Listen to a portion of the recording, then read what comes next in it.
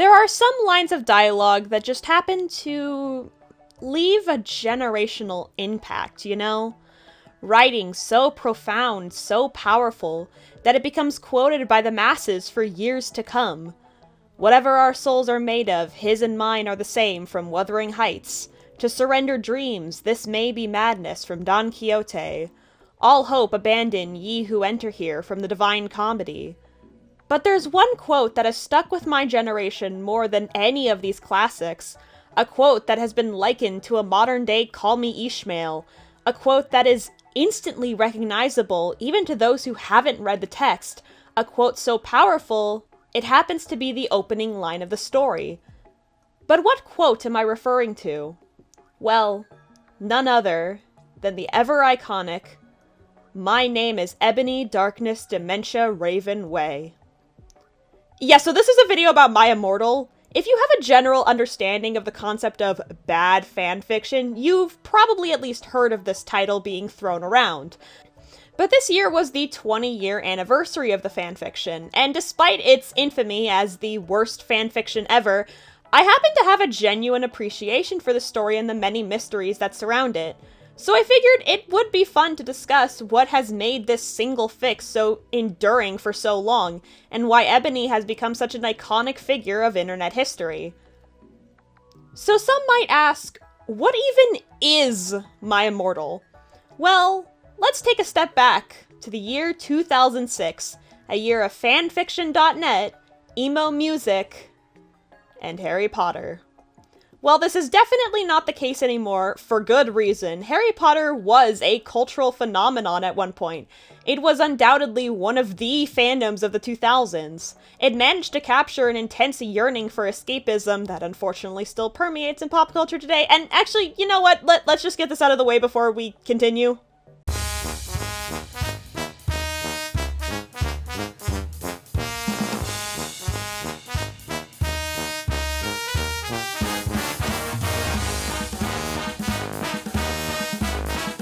But yes, despite the current stink that permeates the series, I suppose it is worth acknowledging why so many people love it. The most important factor of Harry Potter isn't the characters or the wider story or the writing, it's escapism. That's a core component of many, many fandoms, a world that inspires people to make their own stories with this setting, a world people use to cope with reality, whatever their reason may be. This consistency is worth acknowledging. Despite the actual world building of the books having many flaws, the very basic concepts of the world do lend themselves to imagination, whether that be imagining your own OCs or self-inserts in that world. The world is designed in a way that is enjoyable to insert yourself into. The fantastical school setting and alignment system are two major examples of this. And in general, the 2000s was also a very special time for the evolution of fandom culture. Due to the internet and sites like LiveJournal becoming more easily accessible, fandom culture became more increasingly connected to the internet. Specifically, fanfiction became easier to spread around with the existence of specific sites to host the works. While smaller sites existed for specific fandoms, the most universal fanfiction site at the time was fanfiction.net, a site that, while undoubtedly flawed, had a lot of impact in terms of how we now view fanfiction. Many people grew up with the site, thus allowing fanfiction to become a more common and easily accessible practice. However, this site was also the testing grounds for many issues the medium would face, such as copyright issues and a lack of proper content warnings. Because of this, fanfiction.net kind of has a legacy of being both influential and deeply, deeply chaotic. We should also discuss the importance of the emo subculture in the story of My Immortal. For those who don't know, My Immortal is named after the song by the same name by the band Evanescence. You may recognize them as the band behind the song Bring Me to Life. You know, the Wake Me Up Inside song. Evanescence was one of the most popular bands in the emo subculture of the 2000s, alongside classics like Good Charlotte, Blink-182, Linkin Park, and of course, My Chemical Romance, a band that is also quite important to the story. However, it is worth noting that the nods to emo culture go way beyond references to music. In fact, many people don't really know how deeply the story and its author are tied to the subculture. The fashion, the slang, the overall energy and tone of the fic is so ubiquitously emo. While nowadays many look at the subculture with nostalgic lenses, the term emo was actually seen as derogatory back then. This is why the actual text of the fanfiction uses the term gothic to describe the fashion. Oh, sorry, I mean gothic. But despite that, the music referenced in My Immortal is more in line with emo music. There are actually many differences between goth and emo, despite what many people assume. The difference is primarily the music, though the average person is more likely to know emo music like My Chemical Romance rather than goth music. While both subcultures are characterized by black clothing, that doesn't mean they have similar styles, not to mention the fact that the goth subculture itself has several even deeper subsets from trad goth to gothic Lolita. My point is, goth and emo are not synonyms. However, in the context of My Immortal, they basically are used as such. But all that exposition aside, what even is My Immortal actually about? Well, it follows an original character named Ebony Darkness Dementia Raven Way, attending Hogwarts and falling in love with Draco Malfoy, and, I will be entirely honest, this fanfiction is borderline incomprehensible at points. And not even just because of the poor grammar and spelling, that's not the issue here. The issue is that this fanfiction has no real solid plot. A synopsis for the story was never written, and many plotlines sort of just appear. So I'm not even gonna really focus on the plot of the fanfiction, because there really isn't anything to actually analyze there. Plus, the story outside the fanfic is significantly more interesting anyways. I suppose it's time we discuss the mysterious writer of this wondrous piece of internet history. XXX Bloody Wrist 666 XXX, known under the pseudonames Terra Gillespie, was the author of this infamous tale. However, despite so much traction to the story as well as several hackings, which we will talk about later, very little is actually known about the real Terra. That is to say, no one actually knows who Terra Gillespie is. It's pretty universally agreed that Terra Gillespie wasn't her actual name, however, no one knows who the author actually is. And there are so many questions that surround this fanfiction. Why was it written? Was it a masterful work of trolling? Was it genuine? Why did she stop writing so suddenly? Was it because of the hackings, or because of fanfiction.net's policies? What about Raven, her editor and real-life best friend, who also had her own fanfiction? What did she mean when she said she was leaving W? So many unanswered questions linger around this single story. While it is beloved for what it represents, this story is also a genuine internet mystery. Unsurprisingly, given the reputation of this fanfic, there have been several false claims and theories thrown around throughout the years, with 3 standing out as the most notable. The first and least complicated is the story of the YouTube channel XX Bloody X Kiss XX. This channel is a relic from the late 2000s emo era, featuring 2 teenage girls going by Terra and Raven, or more accurately, Raven, the acid bath princess of the darkness. You likely have seen their New Year's video because it is awesome. I'm Raven, your acid bath princess of the darkness. And I'm Terra. Now, it is reasonable to see these 2 teenage emo girls in the 2000s who share the exact same names as our mystery writers and come to the conclusion that they are the same person. Yeah, so the girls behind this channel eventually admitted to being trolls and were not the authors. While it is a wildly insane coincidence, there is a linking factor that I think is mostly overlooked.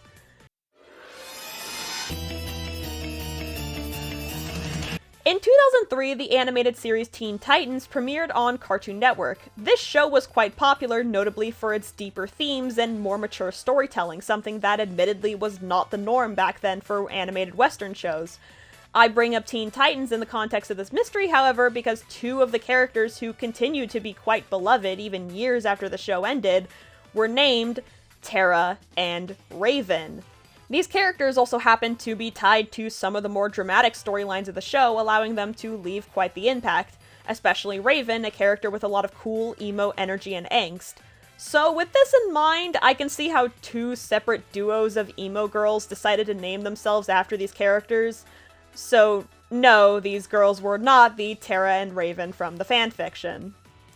The 2 other examples of false author claims are significantly more complex. For one, they were not theories, but rather confessions that were later proven to be fake. and they both have quite a bit of controversy surrounding them. As such, I will be brief in my explanation. The first of these was Rose Christo. In 2017, an account on Fiction Press, which was an original fiction sister site to fanfiction.net, started gaining a lot of traction due to it supposedly being an account of Terra Gillespie's. The story being that she had forgotten about it over the years, which I can't deny is pretty believable. But this account didn't really garner much attention until a completely separate controversy happened that coincidentally collided with this mystery. By some a genuinely wild twist of fate, around the time this account was becoming active, a book called Handbook for Mortals had sparked controversy due to being on the New York Times bestseller list through bulk purchases. This was especially criticized because the book had stolen the attention gained by the New York Times bestseller list away from the hate you give. Because of all of this, people began to accuse the author of Handbook for Mortals, Lanny Sarum, of being Terra Gillespie for some reason. While it does seem like a bit of a leap, back then people did earnestly consider My Immortal to be like the worst written thing in the world, and I imagine this was a classic case of internet telephone. I kind of suspect this was a joke that somehow became a genuine theory, but anyway, this unintentionally caused more attention for the Fiction Press account due to the person behind it using the controversy as a springboard to give more information about herself, such as the fact that her main social media was Tumblr. Through various clues, and the account owner eventually admitting it on Twitter, it did not take long for the account's owner to be identified as Rose Christo. And then things began to get weird. Rose Christo claimed that the reason she wrote My Immortal all those years ago was as an elaborate ploy to reunite with her brother who she had lost in the foster care system. Yeah. She also then announced her memoir that would supposedly explain the whole story, called Under the Same Stars, The Search for My Brother and the True Story of My Immortal.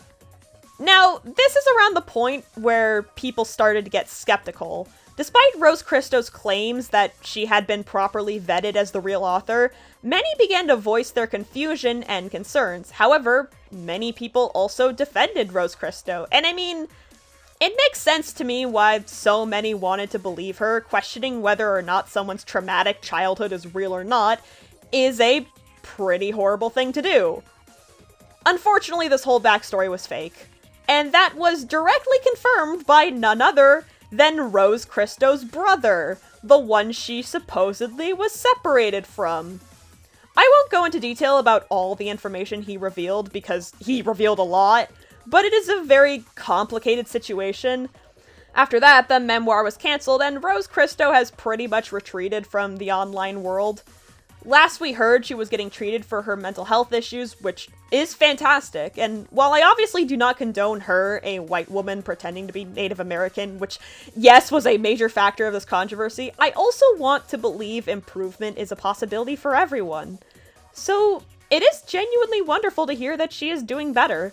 That update came from several years ago, so I hope things continue to improve for her wherever she may be now.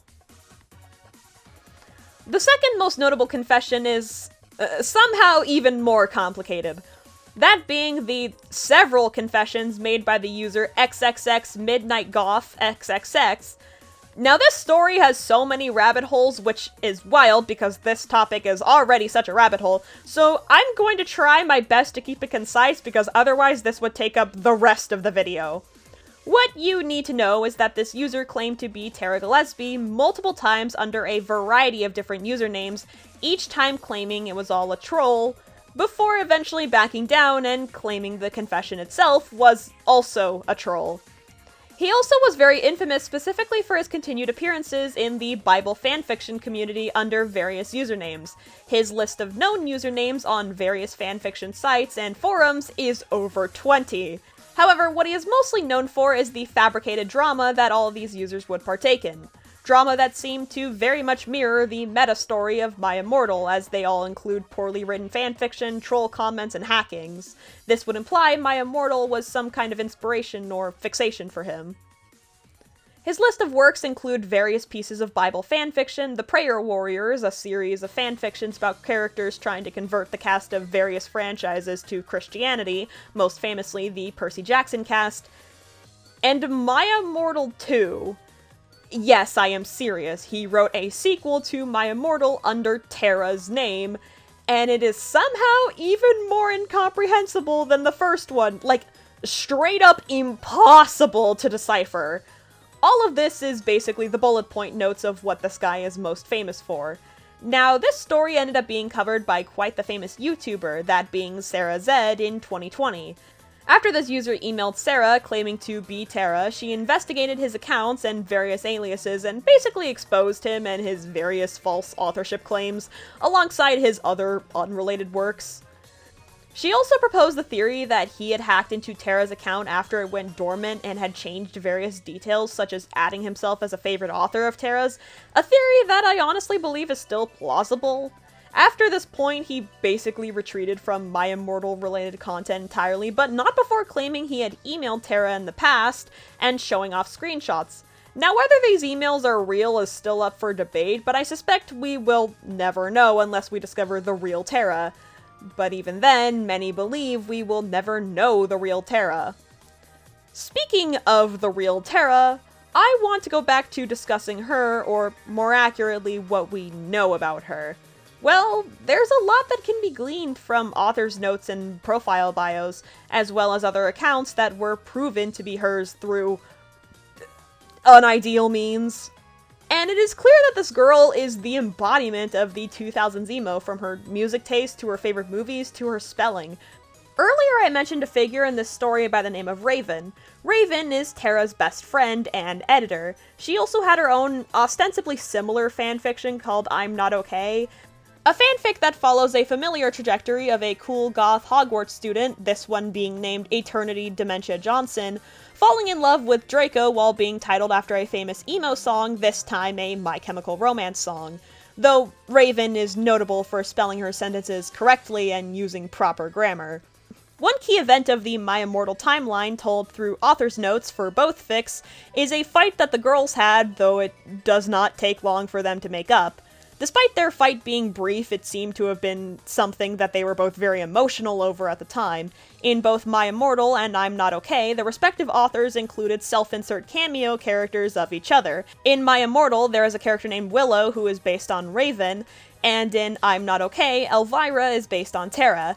After their fight, they both kill off these cameo characters, and in Raven's case, she completely abandoned I'm Not Okay after this, though her reasoning for doing that is that she apparently got bored of the story. And when I say the fight was brief, I mean they literally make up in the next chapter, so yeah, it was not that intense. Terra and Raven also seem to have a larger friend group of fellow emos, such as friends named Kiwi, Philly, and Shamek. These figures do not have any known accounts, only being mentioned in sparse author's notes and one single archive of Terra's live journal.